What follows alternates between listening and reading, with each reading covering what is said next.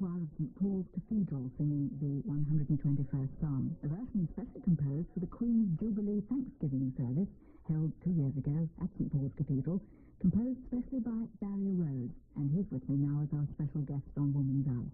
He's an organist, a composer, an arranger, and the master of the choir at St Paul's Cathedral. And that's the choir which also made a pop single earlier in the summer when they recorded their version of the song My Way, but more of that in a moment. Barry, welcome to Woman's Hour. Take us back to the time when you actually had to write that version of Psalm 121. Can you remember in what circumstances you wrote it? I mean, besides being asked to write it for the Jubilee service. Well, Christopher Durnley, who's my colleague at St Paul's, and I were both asked to contribute a piece for the Jubilee service. And as the time drew near, I must confess it slipped my mind that I was to contribute something. And the night before it was due in, I remember they said to me, "Don't forget the psalm." And I said, the psalm. Oh yes, the psalm. And I rushed home and I turned everybody out of the house and sat down at the piano and thought very hard, as I already had done, about what sort of sound the choir makes, what sort of building we were working in, and tried to write something for that occasion which suited the sound that St Paul's Choir Boys made. What's the sound that the choir boys make that's different, and what's the sound of St Paul's Cathedral itself that's different? Well, the sound of St Paul's was governed by some wonderful reverberation. People say it's a menace, but in fact if you use it and make it work for you, it can do wonderful things to music. And that, of course, accounts for the high notes at the end of the first bit that you just heard. Is there a big echo there that you have to Yes, cope with? 7 seconds at the end of a very big chord. So if we finish a grand scale anthem, we have to stand perfectly still for 7 seconds while the echo goes away. That's much worse than the famous one in the Albert Hall, isn't it? Well, I like things much better. It really depends what you're trying to perform in there, and what you're trying to listen to, and how you're trying to listen. Obviously, it suits us, and I believe that St Paul's Choir uses its own building to its advantage and makes the music speak in it. How would you define the sound of the choir? The sound of the choir is the sound of the choir master. There's no doubt about that. We're very fortunate in St Paul's in that we have professional men in our choir. Therefore, with 18 such men, one can make a larger sound than most cathedral choirs can make. But really, the sound of any choir is the top line, and the top line of our choir is the boys. Do you always work at that sort of pace and pitch and at the very last minute like that? Most of the time, I spend my time working to deadlines. Really? I mean, tell us what the last thing you wrote was. Well, the last thing I wrote was last night, in fact, and because our assistant organist is being married on Saturday in Cambridge, and for him I've written a setting of a hymn tune which is to be sung at the wedding. They were due to have it this morning, so I hope the post has done its work. What's a typical day for you? Pretty hectic. Yes, it's divided really between St Paul's and the BBC, and I have a choir practice at St Paul's every morning of the week apart from Thursday, and that's at 8:45. And then I leave it about 20 to 10 if I've got the daily service, and I rush off to the tube and hair down the escalator and into All Souls Church, and then do the BBC daily service, and then go into the office, and then back to St Paul's where we have another choir practice in the afternoon, and then we have evensong, and then possibly something in the evening as well. And that's how many days a week like that? Well, 5, 4, could be 6, could be 7. Pretty hectic, as you said. The daily service that you mentioned, now this is on every morning on Radio 4. People, I think, don't perhaps appreciate that it's actually live every day, almost every day anyway. Yes, there we are in All Souls, each weekday morning, apart from Saturdays, which is the recorded service.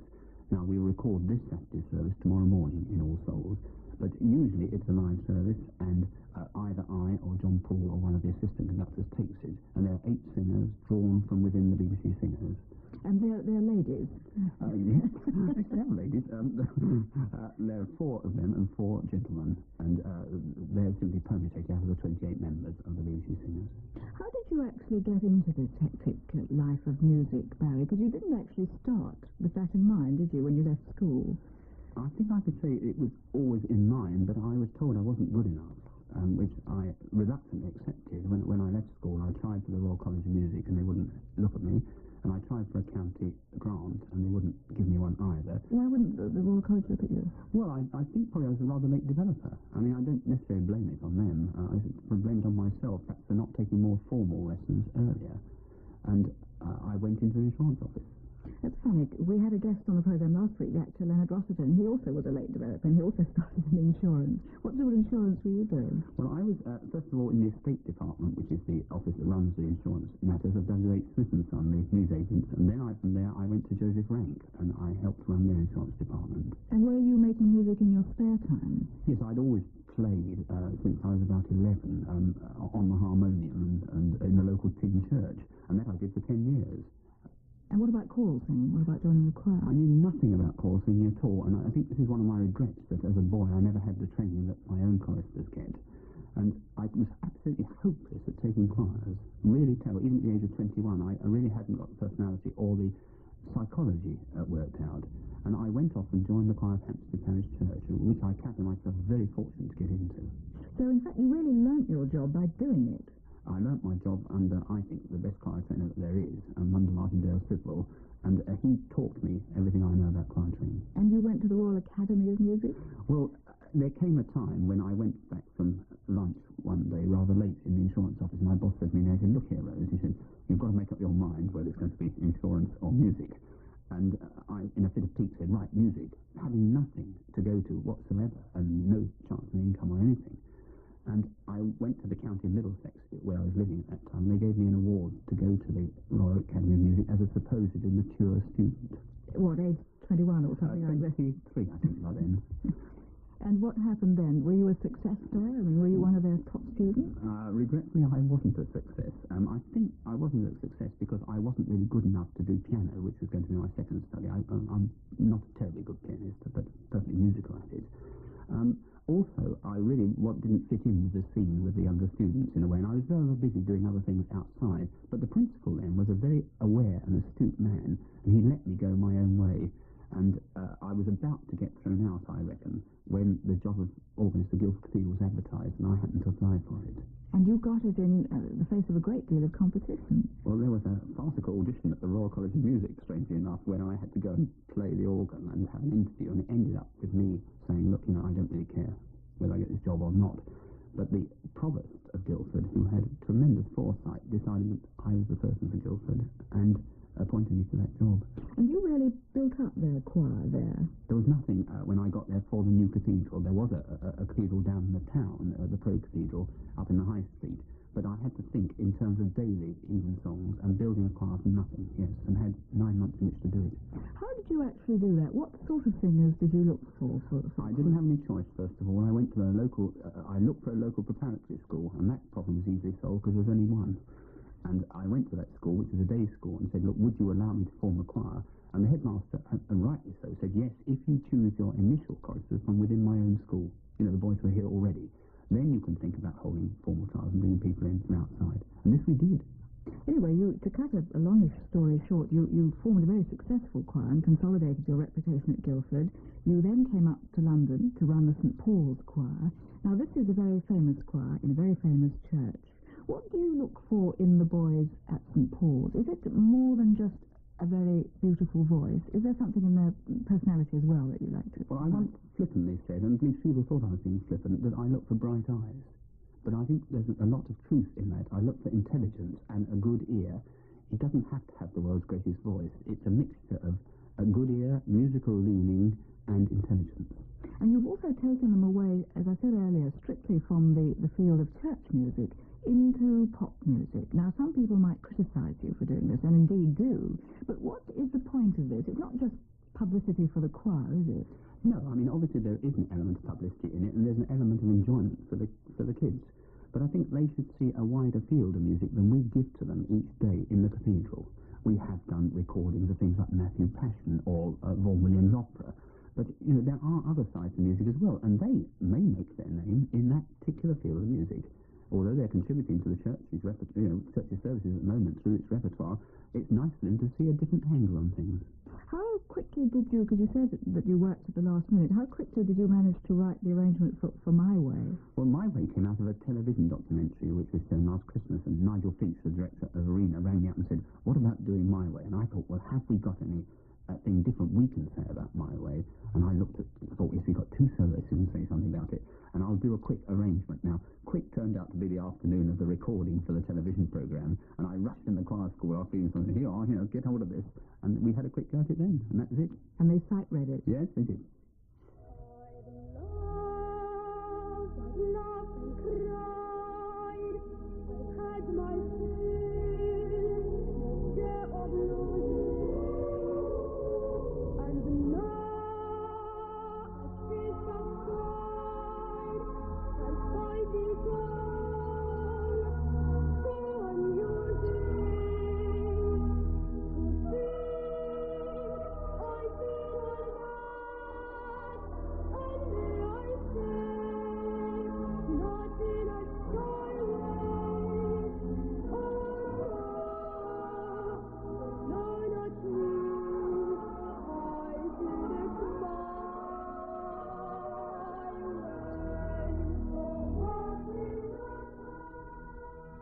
You were slightly pulling your face there, Barry, listening. Why was that? Well, I think we've probably heard enough of that song now.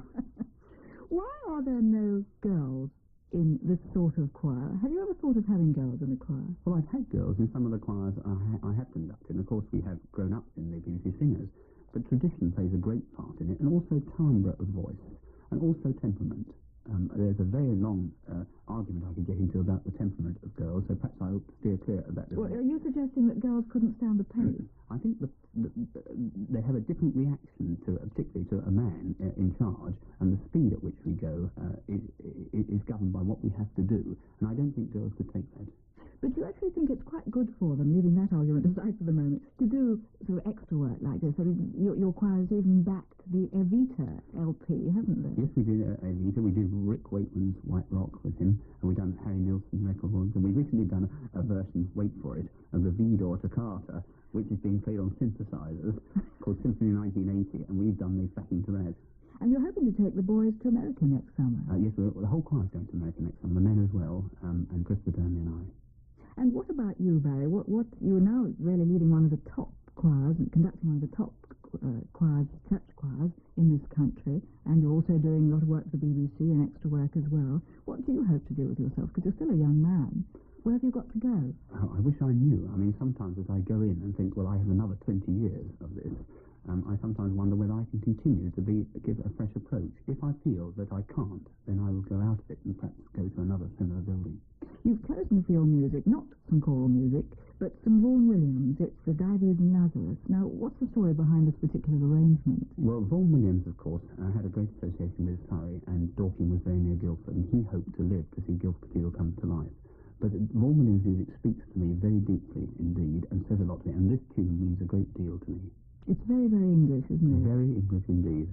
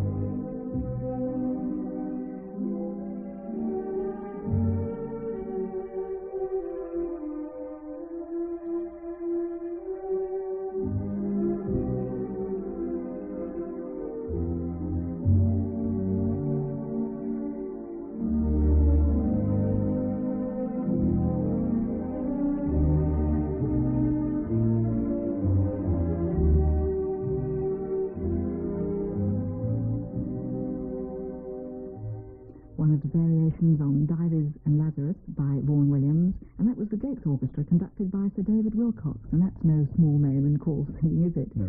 Chosen by our special guest on Woman's Hour, choirmaster and organist Barry Rose, who's Director of Music of St Paul's Cathedral Choir. Barry, thank you for joining us. Thank you very much for having me. It was nice to have you. Incidentally, that last piece was specially arranged by Vaughan Williams to be performed at the New York World Fair in 1939. And in fact, we're going to New York next in the programme to hear from Helene Hantz, who conjures up for us now a picture of her city in July.